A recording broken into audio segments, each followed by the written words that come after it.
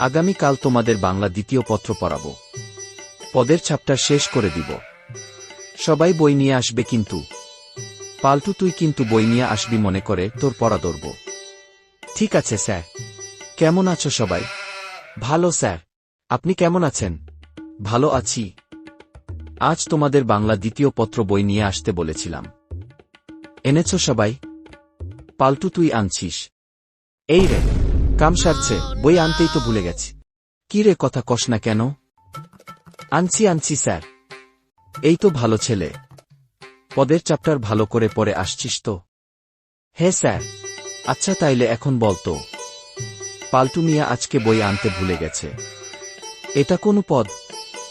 এই রে, বই আনি নাই স্যার, ধরে ফেলছে। কি রে, উত্তর দে, চুপ কেন? খুবই বিপদ। কোন পদ? হ্যাঁ স্যার।